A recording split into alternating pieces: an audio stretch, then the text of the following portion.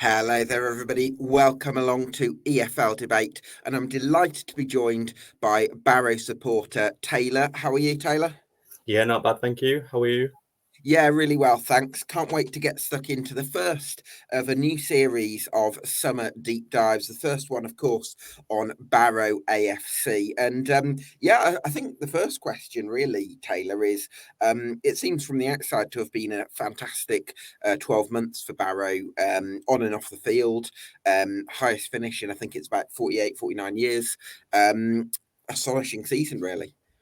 Yeah, can't complain. It was a season of great joy for all of us. After the past couple of seasons since our return to the EFL, where we struggled towards the bottom end of the league, we've been looking over our shoulder for most of the season, trying to avoid the bottom two and dropping back into the National League. It was a welcome change for us to be at one stage fighting for the playoffs at one point, but to just get to sort of February and go, our season's finished from a relegation point of view. We don't have to worry about that.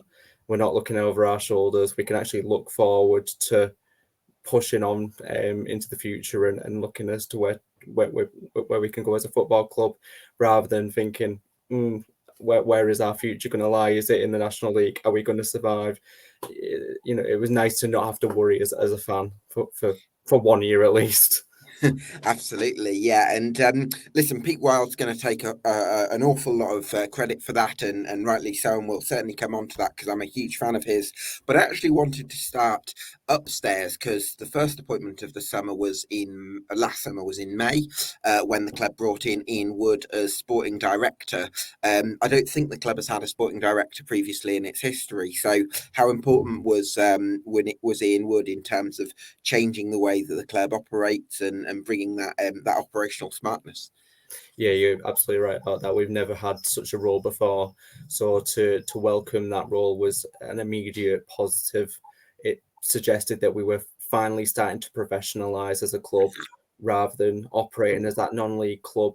I say it all the time, but we were operating as a non-league club in the Football League, and that just doesn't work. You have to really start making decisions and bringing in the right people, the right heads, in order to operate as a Football League club. If you have ambitions of remaining as a Football League club, you can't, operate as that non-league club anymore. You have to start making moves forward in order to professionalize and start to do things like that. So his arrival into the club was an immediate positive and suggested that the right things were starting to be put in place in order to put forward where we want to be as a club, rather than staying as that club that we were.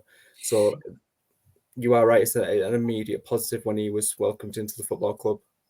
Yeah, huge, and I think it says a lot about the board because I can definitely think of owners of football clubs where they've grown up supporting their club, and it's their livelihoods, and right from childhood, and they've got that connection, but still they maybe don't quite understand because they're in their 60s or 70s. Sometimes they're rooted in sort of the past and how things have been done before, and we've never needed a sporting director before. And I think you do get a few owners that are a little bit like that.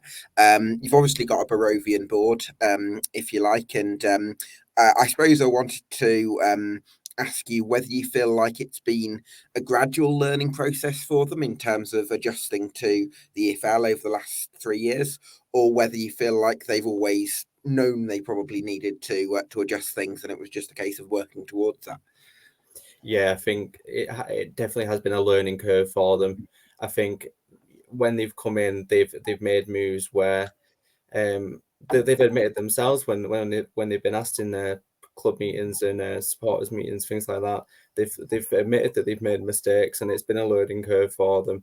Then when you come into the Football League, it's a completely different world to what we've had as a football club and what they've had to experience when they first came into the football club. It's an entirely different world, and you've got to really start to put in the work in order to professionalize, and you've got to learn how to do all these things. It isn't something that's going to just go like that and you'll know what to do.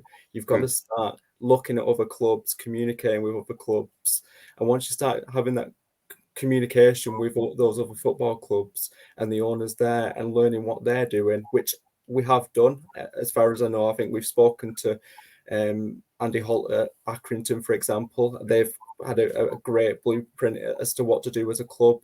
Probably a club that's similar to us in terms of what they have available to them. Although they don't have a sporting director, which is the interesting thing. Their Mm. belief is more in giving the autonomy to the managers. So Yeah, they've clearly gone to a lot of people and worked out the best way forward. absolutely. But we've used different models and learned from those clubs in order to try and avoid making the mistakes that we did, especially at the beginning. And I think last summer was a great example that we finally put in the work to start to make what we need to do, rather than replicating what we had the previous 2 seasons, where there was a lot of disorganisation and so many different things that weren't where we needed to be. For example, not having a training base that we could call home. We were going in between different places, and that Mm, it caused so many problems last season, prior to the one just gone. It caused so many problems. mm, We were so far behind in terms of fitness compared to other clubs in the division, and especially when you are one of the teams that are towards the bottom in terms of probably ability as a what we have in the squad. You've got to at least have the fitness in order to mm, try and make up for that. So coupled with a lack of fitness and probably not the ability in comparison to other football clubs in the division at the time, mm. it caused real problems. But I feel like, yeah, you are right. The board have really learned. They've took information and feedback on board, and they've really started to make the right moves in order to move forward as a club. Yeah, absolutely, and I think the having that stability in terms of the training base is so important because I think just having one place that you know you're going to and having set times and having set routines. I think sometimes we can underestimate that because I think players are probably at their best when everything is stripped back and they know what they need to do each day. And I think when you've got that sort of those routines in place, it becomes easier then to just focus on getting in the mindset of the game. And it seems like training in Manchester as well has been a great way of attracting more players from the Northwest than maybe you would have done if you were based in Barrow. Yeah, absolutely. We've all, at least from when I've started supporting the club, we've always operated outside of Barrow because unfortunately the area just doesn't have the facilities Mm, there for it to work. And there's also the geographical side of things where Barrow is so remote. It's such a difficult place to get to. Once you move out of Barrow, you realise just how remote and awkward it is to get to. And as a football player, like it must be really difficult if you had to go and train in Barrow every single day. It must be so difficult. So to make the decision to train in Manchester, which is more central, mm, for most players, where they're commuting from, it just makes sense. mm. And the facilities are there that they'll work for a football league club rather than parks and what Barrow can offer. We just don't have that there, unfortunately. So it makes sense to train in Manchester. At least you're honest. No, I think I watched a documentary on this, or sort of small documentary from the League of 72, which is a YouTube channel on the EFL for anyone who hasn't seen it. And one of the things that kind of showed was that the fact that the players train in Manchester and go to home games together means that every game is kind of like an away game where you're playing cards on the coach. I mean, players in the modern era probably don't play cards anymore. They probably play games on the phone. But anyway, they do things together to kind of boost the team spirit, and that's great from a camaraderie perspective. That must have been huge towards what you've achieved as well. Yeah, I think you are right. We tend to what we tend to do is we tend to go train, and then on a Friday they'll all come up to Barrow, and then they'll do what they need to do. They'll stay over, and then we're there. But you see them all like posting on Instagram and all that, having a laugh, and it's great to see because at times, especially when we were in the National League, for example, you didn't really have that sort of banter between everybody. You could see sort of little clicks and then people drifting off. Whereas now everyone's sort of involved. You see everybody on different posts, and it's nice to just see that the players are having a bit of a laugh and they're enjoying themselves. And when they are traveling up together on that Friday night, then yeah, you are right. It it brings the team together a little bit more because they all have to go up together. So it does have its positives in a way. When you think of it like that, you are right. Yeah, definitely, certainly a real togetherness, and really that brings me on to the real crux point of this, Taylor, which is Pete Wild. And I tell you, I mean, we can talk about what an amazing job Pete Wild has done this season, but the one thing I really love about him is that he seems to be able to swing in relation to a shot that's just gone wide or just been saved, whilst keeping his arms behind his back. It's kind of like a trademark Pete Wild move, but he's such an animated figure on the touchline, isn't he? Yeah, he very much is. He's just half the time I can watch him and I'm just laughing because I'm like, what on earth is he doing? Like, and I love Pete Wild. I was such a big fan of him when he was at Halifax. So when we brought him in, I was immediately on board with him. Yeah. I thought this is the right man for us. And I've always said, even prior to when we brought him in the season before then, he was on my short list to bring in when we needed a manager back then. They should have And had you as sporting director, Taylor. but he was on my shortlist, and I thought, right, okay, we haven't brought him in this time. It's like, and then the next summer came along. I was like, right, he's had another great season with Halifax. It's got to be the time to bring him in now, and I'm so glad we did because what we've seen the results already, and he's done such a fantastic job. He's really brought the team together. It's on and off the pitch. We just seem such a more united club as a whole. It's nice to have a manager that I feel I can like and support rather than having what we've had in the previous few years where we've had Mark Hooper and as much as he makes me laugh, Phil Brown, it's just you don't feel like you want to get behind them as much. Whereas you have Pete Wild who unites the football club, unites the community. The club has started to do so much more in the community, and it's fantastic to see because you want to get on board all the kids coming to games and enjoying the support in the local football club. So having someone like Pete Wild off the pitch as well is fantastic because he's animated. He's someone that people will like, and he makes people laugh. So that's what you want as well. He's fantastic off the pitch, on the pitch. That's what you want. Yeah, you want to go for the ride with him a bit, don't you? He sort of takes you on the journey. So, um, Absolutely. yeah, no, that's so exciting, and I mean, the hope, I suppose, would be that you are able to keep hold of him because I think with Pete Wild previously, he's probably been a bit underrated, I reckon, sort of externally perhaps because he did the best job of any Oldham manager under the ill-fated Abdullah Lemsagam regime, but even that probably isn't going to get you a huge amount of exposure because he was never going to really, actually achieve anything there because it was a bit of a basket case. And then 2 playoffs finishes with Halifax in 3 National League seasons was an astonishing achievement on the lowest budget. But I think because it was in non-league, people maybe didn't quite sort of appreciate how big an achievement that was in certain mainstream circles. But now he has had a really good season in the Football League. I suppose, is there part of you as a Barrow fan that is a bit worried about, the interest that he's naturally going to be in Pete? Yeah, I think we've already started to see there's been interest from other clubs from as early as towards the start of this season from as far as I know. There was apparent interest from different clubs wanting to get him in.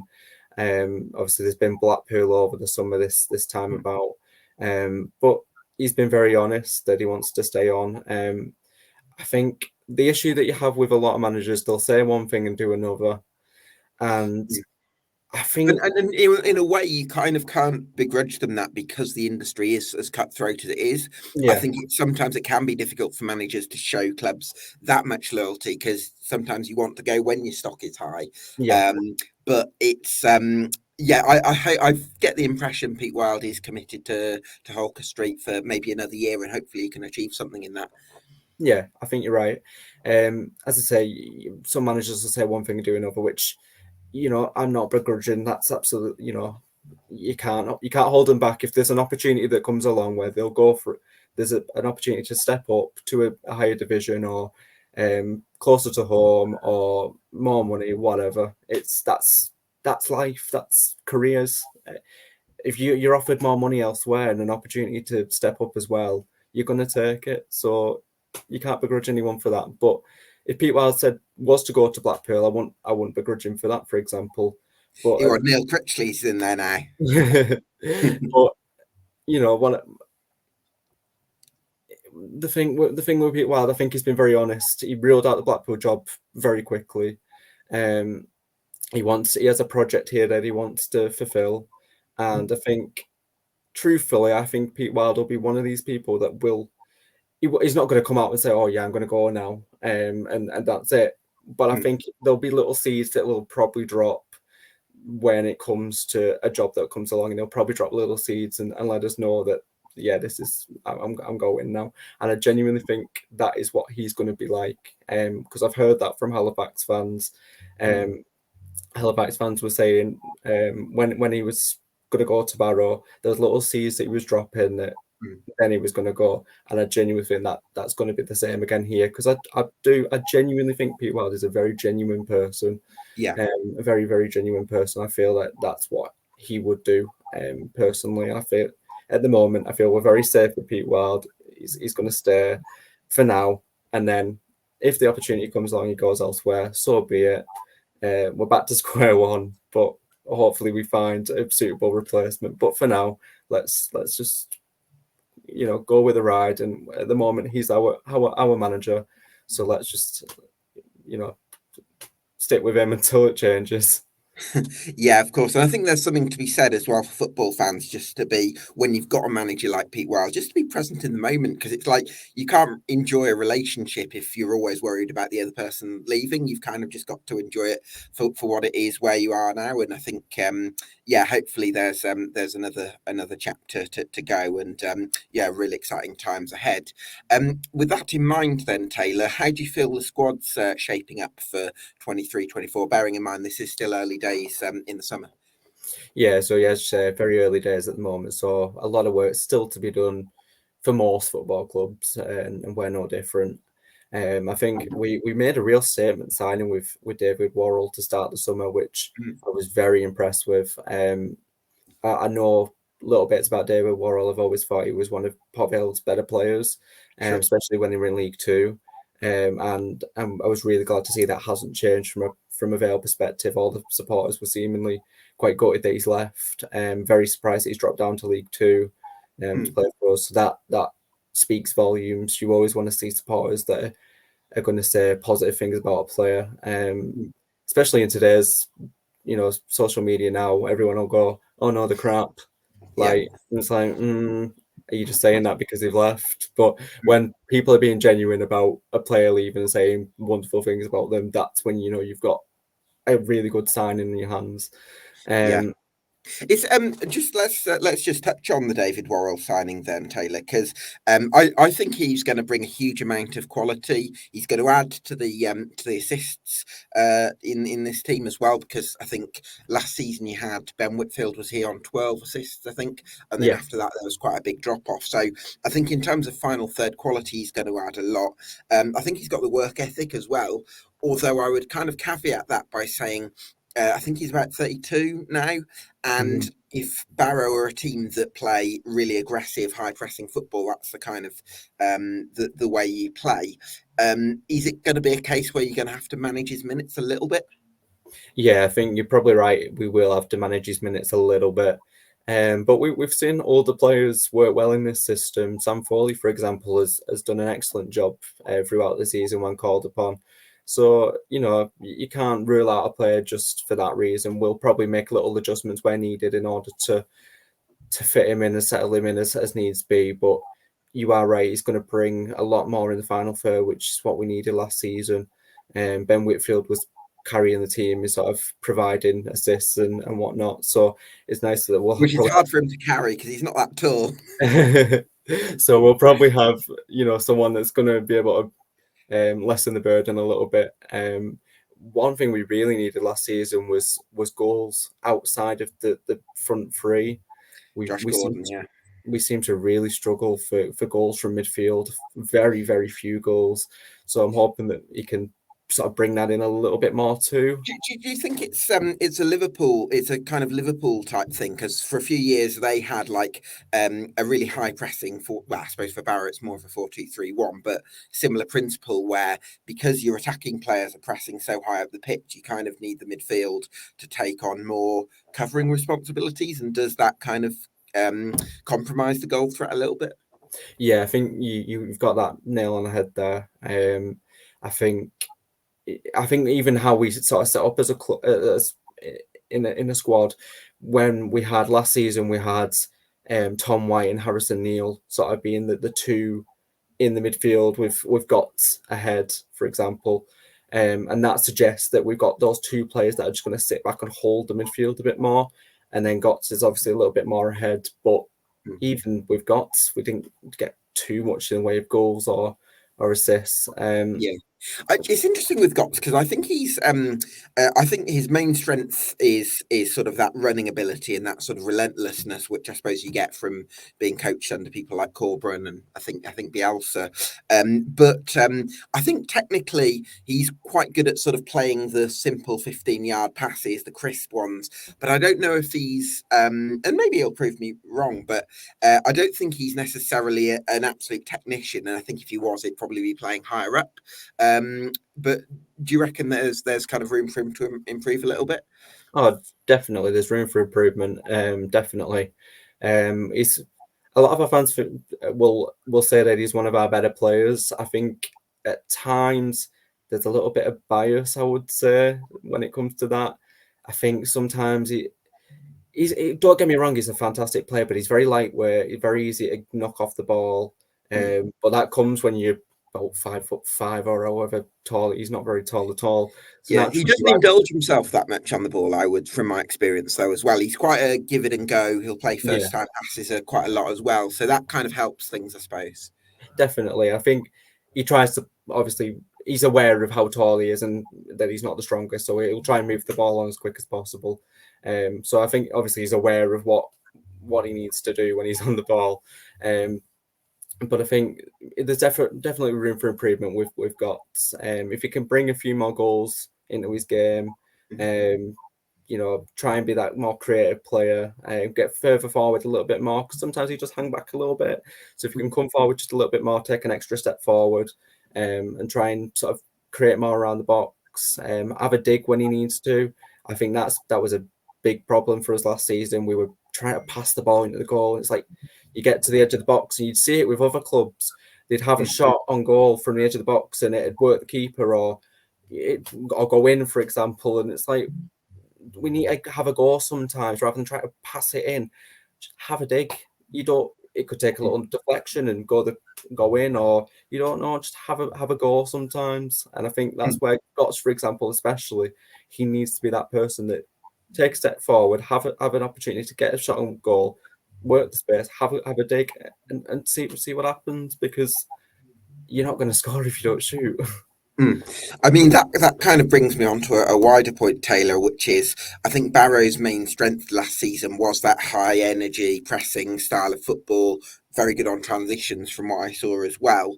But I think how much of this season is going to be about making sure that you keep that clear blueprint in place, and how much of it is going to be about sort of making subtle tweaks to make sure that you can make up that was it 13-point gap to the playoffs from last season.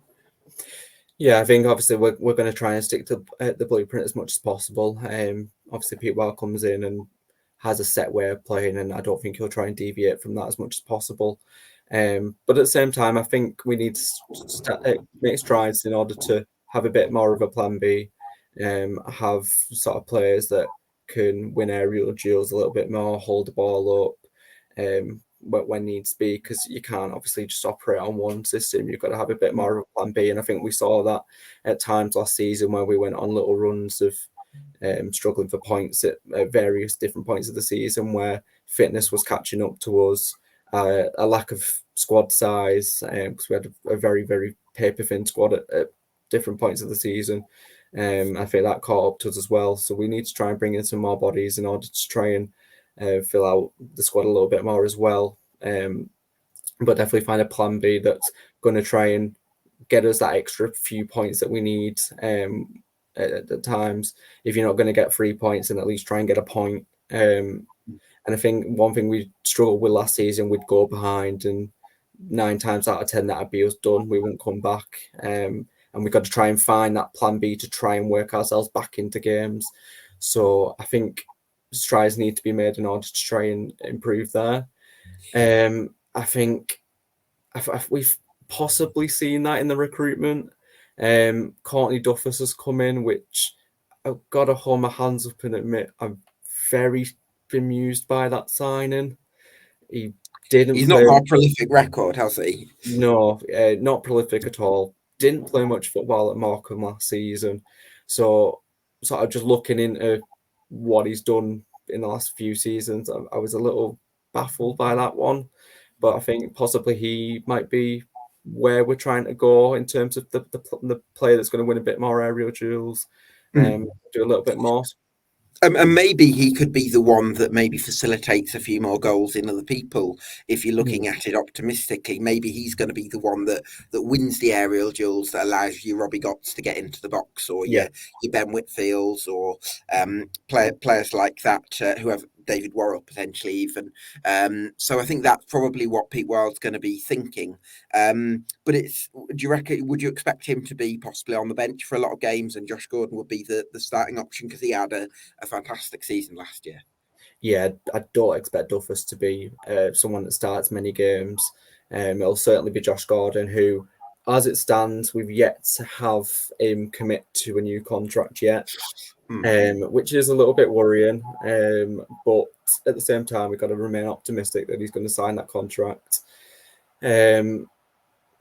Because that'd be a big loss for us. Last season, he was absolutely terrific. He really kicked on. He had a manager that instilled confidence in him, and we saw the very best out of him as a result, rather than a manager that seemingly wanted to just pick out every single player and go, that was wrong, that was wrong, that was wrong, which, you know, for a lot of players, especially Josh Gordon, what I think of Josh Gordon, I think he's a very much a confidence player that needs someone that's going to give him the confidence and tell him, yeah, you've done that, and, you know, well done for that. And someone that's going to sort of give him a bit more confidence and say, well done. So I think that's why we saw the best out of him last season with Pete Well, because he's that sort of manager that's going to do that. But that'd be a huge loss if we were to lose Josh Gordon next season. And I do think he's going to be our starting striker should he sign on the dotted line in the summer. But I don't see Duffus being that main man. I see him more as a replacement for Richie Bennett, who I expect probably going to be moved on this summer. I'd be surprised if he remains at the club. So I think he's probably going to be sort of his replacement, so to speak. I expect him to move on. Yeah, you've not had a huge amount of luck last season with the kind of Plan B type strikers. So hopefully Duffus can sort of bring a different dimension, because and this is one thing I'm really curious about. What do you think is if, say, Josh Gordon is going to be replaced this summer by either re-signed or replaced by a similar type of player, what do you reckon Barrow are going to try and do from goal kicks? Because it's there are few times where you try and use the athleticism and spring of Tyrrell Warren as a fullback and go there. You know, maybe if you can replace a Sam McClellan type with a bit of ball playing nous, do you think you can go long to a Josh Gordon type and hope that he can maybe challenge for seconds? How do you think Pete Wild's going to try and play it? Yeah, I think sort of towards the end of the last season, especially, we saw Farmer just sort of booting the ball up to Josh Gordon and him just getting absolutely bullied. Because he's not an aerial specialist, is he? So. Yeah, no, he's not. But I think we sort of had to play that way in a sense, because I think for going short, especially towards the end of the season, we ended up with George Ray and now Canavan, which I don't see either of them being sort of players that we can sort of pass the ball out and they can play it on. I don't see either of them being that sort of player. I think at times as well, we sort of saw goal kicks going out to Patrick Brough. He sort of pushed forward and Farmer would sort of kick it out wide, and Brough would sort of hope to knock it on. But obviously he's gone now, so that's another player that we need to improve. So at the moment, sort of playing out goal kick wise, it's anybody's guess as to what we're going to do. I do prefer us going short and sort of working out. but we Yeah. need the personnel in order to do that. Mm. Or if we're going to go along, again, we need the personnel to do that. So as it stands, we don't really have either. So Yeah. it'll be interesting to see how it plays out over pre-season. Yeah, I think either way, finding the solutions to that is going to be crucial. I think you want the options to do either. Whether you can sometimes bring in like a really physical midfielder and maybe push them higher up, and there's different ways of doing things. But certainly, I think at least one ball playing defender is going to be crucial because Sam McClellan's. I don't know if he's going to stay on. And then you probably want one more experienced warhorse like a Niall Canavan to bring that more experienced dimension. What did you make of Tyrrell Warren's first season at Holker Street? It was an interesting one. It's difficult to say. 1 minute he was brilliant and you couldn't fault him. The next, very iffy. Um, very difficult to comment. It was very 50-50. You gotta remember he's a very young player. It's his first time in the EFL. He's gotta learn, and hopefully he's used that first season as as his experience, and he can sort of now learn from that and kick on. Because as I say, at times he was excellent. I remember start the first game of the season against Stockport. He was fantastic. Yeah, He, I was at that game. He was brilliant, wasn't he? he was probably one of the best players on the pitch that day. I think he knocked it. I think it was the first goal. He sort of Farms might have gone to him on the left, and then he kind of knocked it in. Yeah, And then was it? I think it was Ben Whitfield who kind of cut inside from the right, and then just curled it in. So yeah, yeah, that was a lovely goal.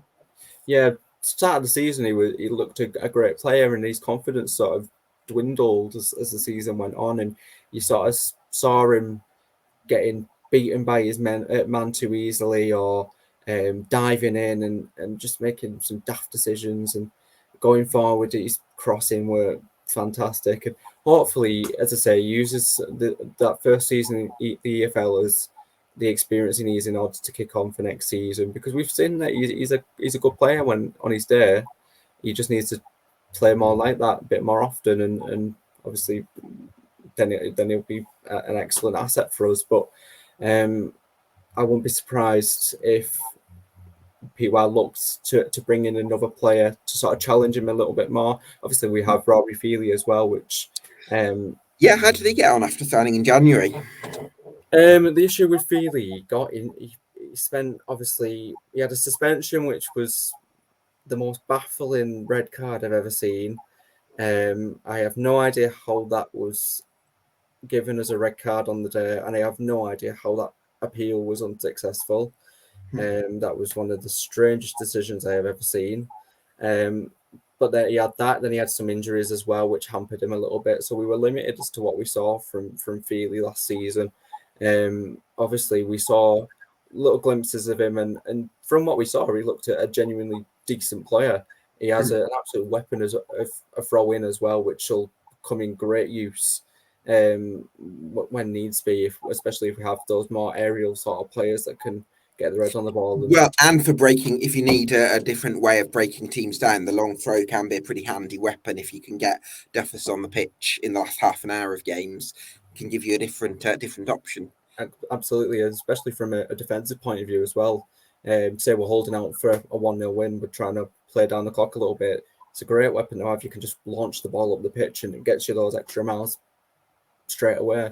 So that's another useful thing that we have. But as I said, we were limited as to what we saw from Feely, but I think he's going to provide great competition for Warren next season. And it's great. You need competition, and I feel like Feely, should he stay fit, and should he stay fit, then he's going to really push Warren, and I think that's what Warren will need next season. He'll need someone that's going to really push him on to try and get the best out of him. And hopefully we see the rewards of that. Yeah, hopefully so. Talking about the other end of the age spectrum, Taylor, talk to me about Sam Foley and the role his experience played last season. Yeah, big fan of you need players like Sam Foley, especially on the pitch, in the dressing room. You need sort of players like that No, Sam, Canavan as well, very absolutely, consistent. Yeah. absolutely. And Foley last season was excellent for someone his age. You really wouldn't think he was that old. That he can just, he's so, he's got a right engine on him at times. He'll get himself about and get stuck in, and that's what you want. You want someone that's going to be like that, and he's a Barrow player. You want players that are going to Is get that a stuck. good thing, Taylor? I think so. Yeah, you want someone that's just going to get stuck in and work hard. And uh, from it's, I think most fans will say it, but someone from a working class town where you want someone that's going to work hard and get stuck in, and that's what you want. And Mm. as Barrow fans love that sort of player, and that's what Sam Foley is. And you know what you're going to get with him, and I genuinely feel that Sam Foley could play on for another couple of seasons, and I won't begrudge him for that. He's a great squad player to have, and when he starts, I'm not fussed. If he starts, he starts, and you know you're not going to go down in quality just because you've got him on the pitch. You know what you're going to get. He's a fantastic player, and um, we love him. We love him for that.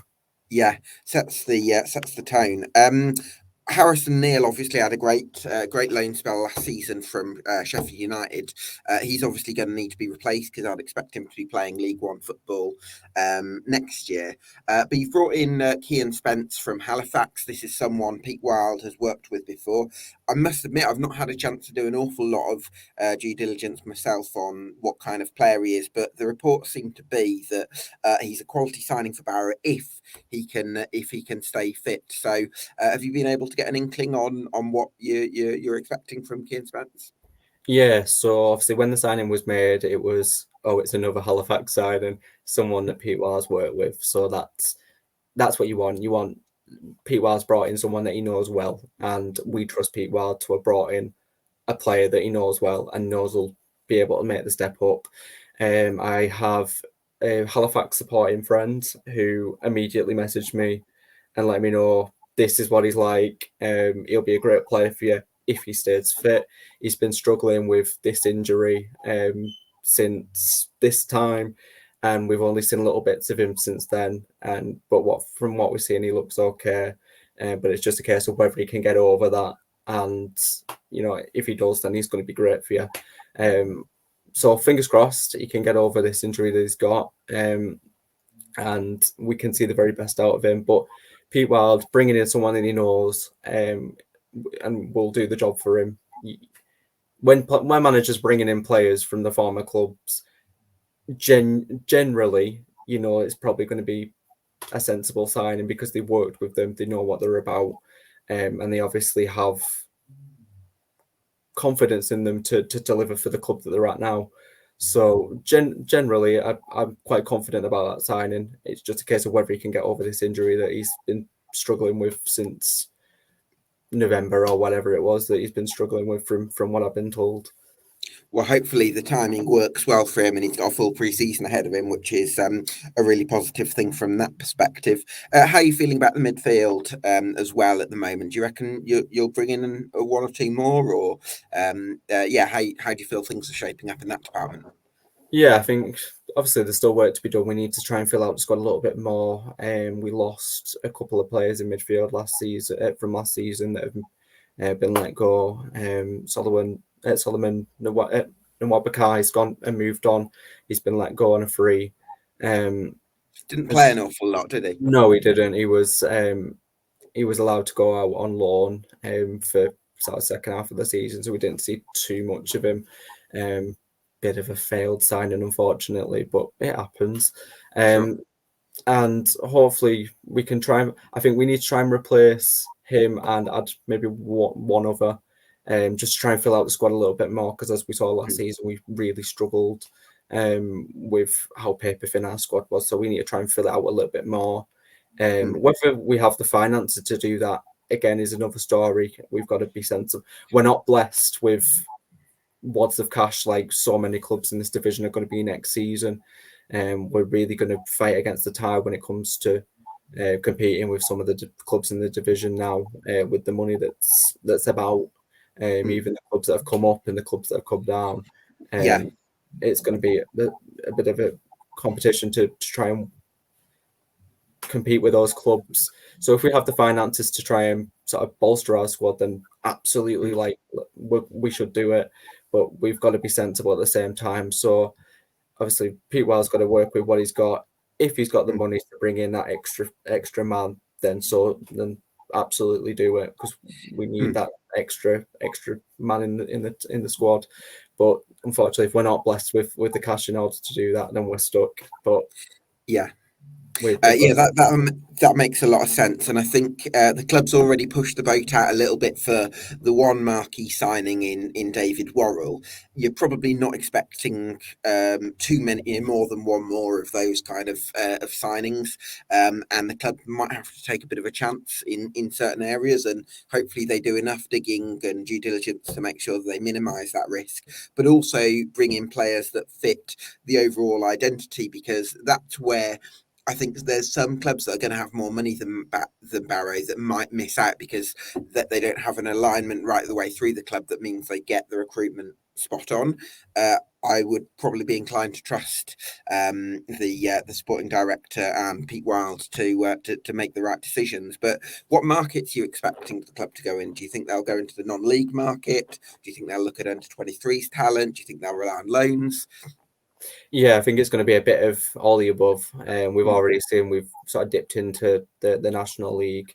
We've obviously brought in Spence from Halifax, and forgive me, the name has completely gone out of my head, but a lad from Solihull, a defender. Oh, Tienza. That's Tienza. the one. Yes, so we brought him in as well. So obviously we've already seen we've dipped into that market. Last season we brought in a few loans from the Football League and even the Premier League with McClelland at Chelsea. So I expect the same again.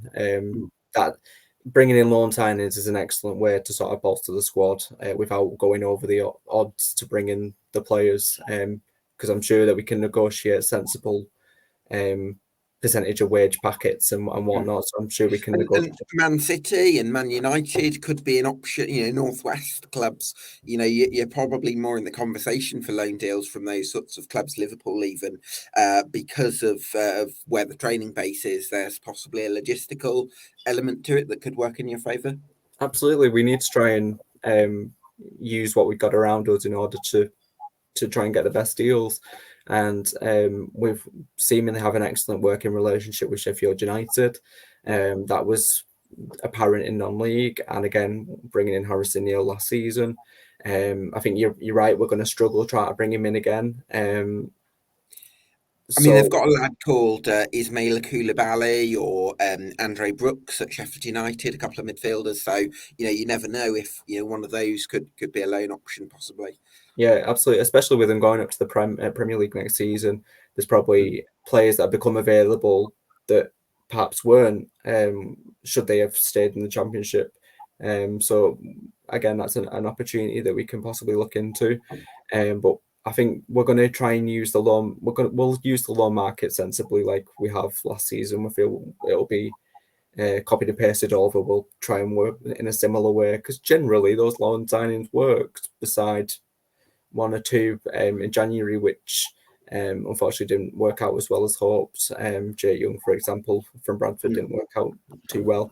But I think we'll probably use Premier League and Championship clubs to try and bring in these extra players. And if obviously we've used the League One market as well. We've brought in a couple of players from there. So I think we've got our fingers in lots of different pies, and we're not afraid to use all these different markets in order to find what we need to find. We're not just working off one sort of market, one sort of database. It seems to be we're looking in various different places in order to try and find the best talent available, which is encouraging. So obviously lots of work to do still. There's different areas of the squad that really need to be invested in and looked at. And Which are the big areas then, do you think? How many more signings are you sort of expecting as things stand? so the one that stands out to me immediately is left back. Obviously, Patrick Bruff's moved on, so we need to try and improve that. I like the Tienzia signing because I think Solihull Moors fans were hoping that he was going to stay on. I know he was quite highly rated as a youngster at Millwall, and I'd imagine he's about 21 now. Not quite check that, but I think it's about that sort of Yeah, age range. So I think he could be quite a high potential signing, and if he's probably got the energy to get up and down, which probably suits the style of play as well. yeah. For me, I don't see him being a starter. I see him more as sort of someone that's going to be on the bench and come on. Like a Feely type. Like a Feely type. Yeah, you're right. I I think he's one of Pete Wild when he joined the club was very keen to stress that he likes to have a set squad and then so many what he calls project players. And I feel like he could be one of those sort of project You, players. you you want your backups to be project players because that's how you Yeah. have a developmental model. So Mhm. if you sign a first choice left back to replace Patrick Bruh, they have an amazing season and then go with a year left on their contract. You've got Junior Chienza cooking to maybe step up the following Yeah, season. So absolutely. that Yeah. can work. I feel like that's the sort of player he's going to be with a view to obviously bringing in someone possibly more experienced or someone that's um, you know, an improvement that's going to match the level of Patrick Bruff because, as I've said multiple times on here, Patrick Bruff for me was fantastic. One of my favourite players. League Two Dennis Irwin. I was Just a missing consistency. massive fan of Patrick Bruff, and it's a massive shame that he's moved on. But again, I'm really looking forward as to where he's going to go next season because for me, I can see him stepping up to League One possibly, and I'd absolutely love to see that happen if it does. But if he stays in League Two, then so be it. And He might be going to a Bradford or something like that, like a big league yeah, team. Yeah. yeah. And if he does that, then great. I'm really pleased for him. But I think that's one of the key areas we'll need to improve. We'll need to try and find someone of similar quality or as close to similar quality as Bruffy, in order to try and replace him. And I feel that's one of the key areas alongside possibly looking at another centre half since we've lost McClelland. Sure. And George Ray, obviously, at times he's been all right and he's been great, but at times he's shown he's a bit liable to the odd mistake. So I feel he's probably more of the backup sort of centre half, with Canavan being the sort of the main, the captain. He needs someone to work alongside him, and I feel George Ray just isn't quite that person that you want starting alongside him every single week. Mm. So I feel that there's obviously a view to probably bringing in someone there. Is there potential for Feely to play centre half next season? Because I think I'm right in saying this. He can also play centre back as well as right back. Yeah, it's a possibility that could happen again, but that's again if we're gonna have a paper thin squad in different senses, It's we wafer thin. I don't think the term's paper thin. Sorry, I don't know. I couldn't resist bringing that up. you know what I mean. Yeah, I do know what you mean. Yeah. But so yeah, so if we're gonna have that sort of squad, then we need to have players that can play in different positions. And Feely could be one of those players Sure. that can play in various different positions in order to try and fill out the squad a little bit more and have different options in different areas. But I feel obviously we do need to find someone that's probably a younger player, probably 25, 26 tops, that Mm. can sort of play the ball out, bit like McClelland. Yeah. I do you know what, Taylor? I would probably say if I was part of the Barrow sort of decision making, I would probably say you want two experienced centre halves, so Niall Canavan first choice, and then George Ray sort of backup, and then I'd maybe look at having two ball playing quick centre halves. So one of them would be a McClelland replacement to be first choice partner to Canavan, and then either look at having Rory Feely as potential cover at centre half, or maybe bringing him one more. But I think that balance of one ball playing centre half and one experienced sort of battler, I think that could be a really nice combination that gives you, that blend of qualities that you need from across the partnership. Yeah, I personally I see that as the blueprint that we need to implement next season. And as you say, Feely could be that sort of fourth choice sort of player. You know what I mean? The second choice behind the signing that we bring in, or we could possibly do it so that we bring in someone permanently, either on a free or pay a bit of money when if needs be, and then possibly look to bring someone in on loan, a younger player that we can get for next to nothing, wages wise. That would be a sensible move as well if needs be, if the options are there, of course. So we just need to sort of fill out the squad a little bit. And defensively at the moment, we're a bit fragile in sort of left back and centre half. So I think once we start to see who's coming in there, then we can start to really get a shape of what the squad's going to look like next season. Because as it stands at the minute, I'm quite pleased with where we are as a squad. The past few seasons have been a massive turnover where we've had a different manager, a very thin squad, where we've needed to, completely revolutionise and bring in different players. And so it's nice to have a bit of a contingency and a continuation of where we are at the moment. And we can start to bring in different players and work off. We've got the same manager in place. We've got a squad there, and now it's just a case of improving it and bringing in the right players, rather than completely having to rejuvenate everything and start afresh. So it's nice to have that for once. Yeah, for sure.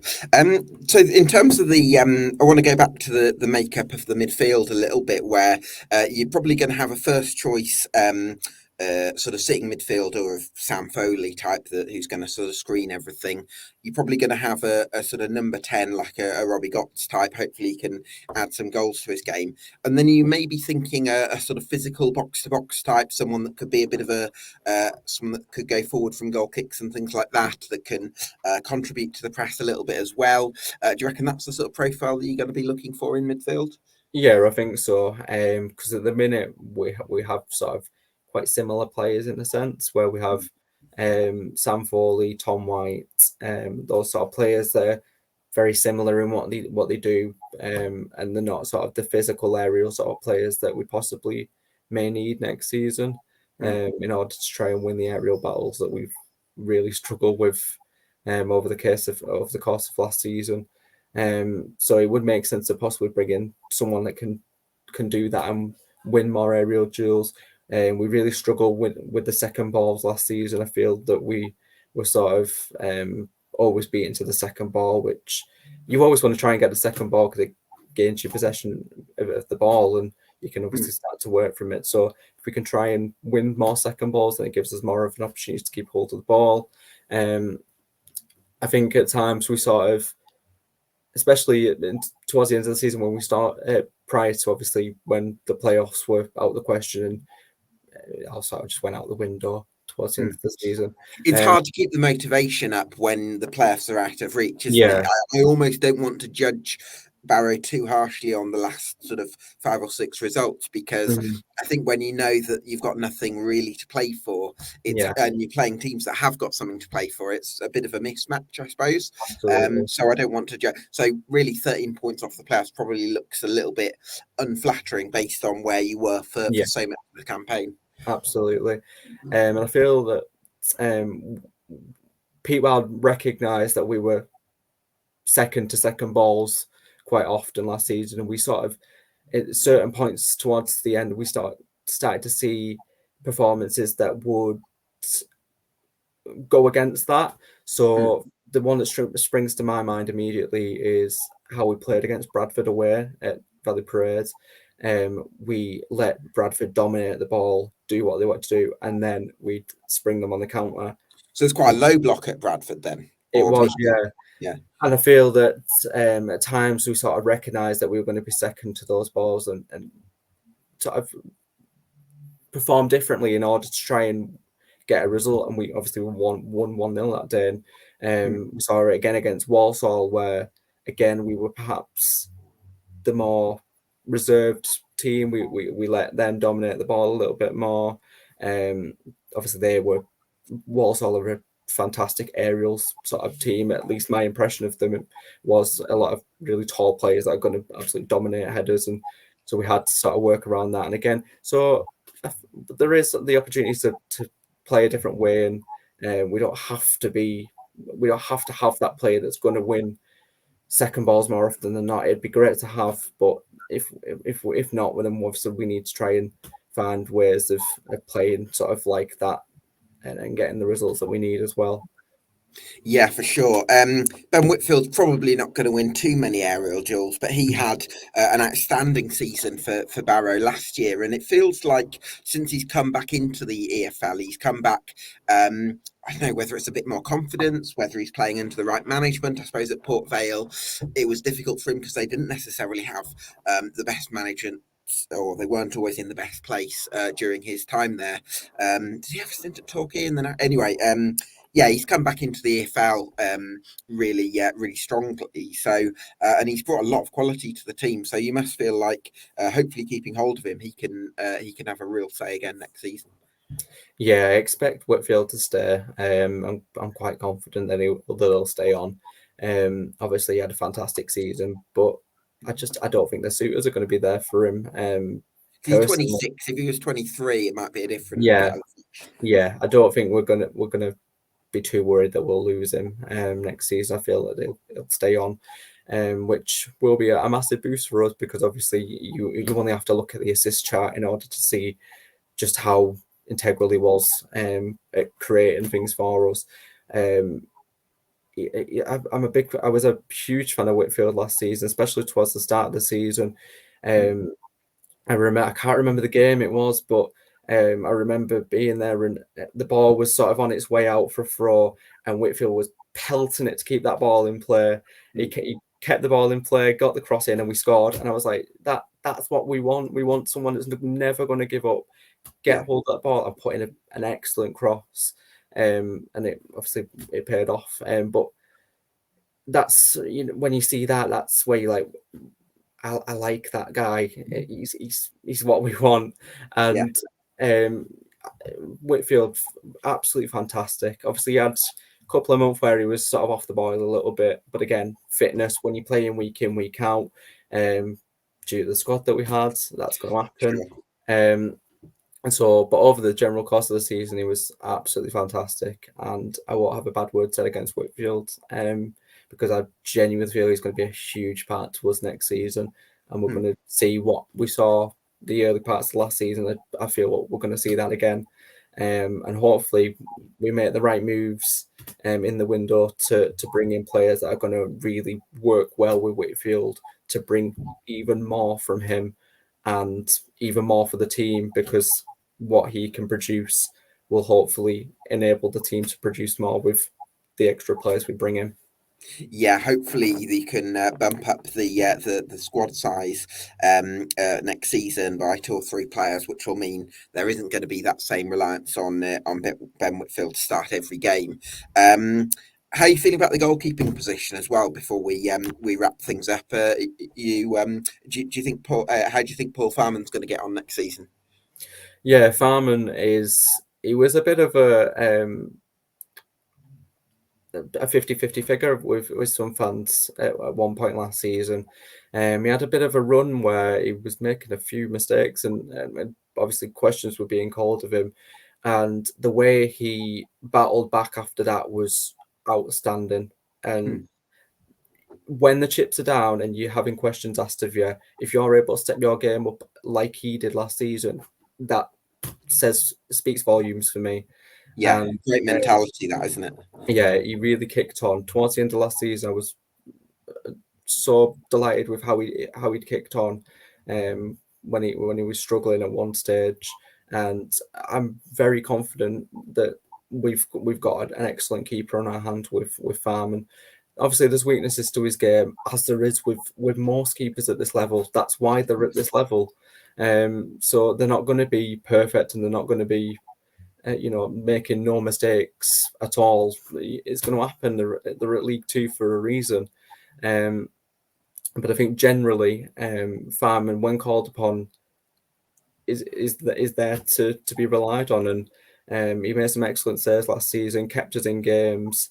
Um, if, at times some of the saves he made, I was baffled how he kept them out. I'd watch them back on the highlights and go, oh, DL, like how's he done that? So he is a great keeper, and I think some people just need to be reminded at times he's in League Two for a reason. He is going to make the odd mistake, especially when you're as eccentric as he is. He's Yeah, absolutely off his head at times. But that's what he is, and we love yeah. him for that. But I genuinely feel confident that he's the right man to have in between the two sticks next season for us. If he wasn't a bit eccentric, I'd be questioning whether he was a real Geordie. So, yeah. Well, listen, I think it's great that you've got those sort of big characters in the squad, because I think that's really important as well. Final one from me then, Taylor. What are the ambitions for Barrow last season? I suppose instinctively, after such a close playoff challenge for much of last season, you'll feel like you can try and get closer to that top seven. Yeah, I think that's a natural expectation. I don't know if I take things far too sort of realistically, but I can never just go, yeah, we're going to be in the playoffs. For me, I'm like, let's just push for top half again and see what happens. But that's probably being really pessimistic of me, because I feel like most people in our position could possibly go like, yeah, let's go for playoffs. But No, I find that refreshing, to be honest, that there is that sort of balance and perspective. So yeah, no, that's very reasonable for sure. yeah, I just feel with this division next season shaping up how it is, with all these clubs that have come up and down and all the money being spent, it's going to be a real uphill battle to try and sustain where we were last season and try and keep that momentum up. If we do, then credit to everybody for that. But I feel like if we can get top half, that'd be a fantastic season for us. But I want, as long as we keep our heads well above the bottom two, we're not looking back. We're seeing improvement once again. Even if the league position doesn't reflect that, even if we don't get as many points the last season, just as long as we see some sort of progression where, again, our heads are well clear of the bottom two, we're not looking back, then that'll suit me that'll suit me. Yeah, well, that certainly makes sense. But I also have to say that from what I've seen from Pete Wild and the work that the club's done on and off the field, and establishing a clear style of play and the alignment right throughout the club and the culture and the spirit and togetherness of the team and the club, I think I also I totally get your point of view, but I also understand why the bar has been raised, and why some fans would be looking at saying, we really feel we can make a push next season. So exciting times ahead, I think. But Taylor, such a pleasure to chat Bluebirds with you. Thank you so much for your time, and hopefully see you again very soon. Yep, thank you for having me on. Always a pleasure. Cheers, Taylor. Yeah, nice one, mate. This has been EFL Debate. Thanks to you for watching at home. We'll see you again next time.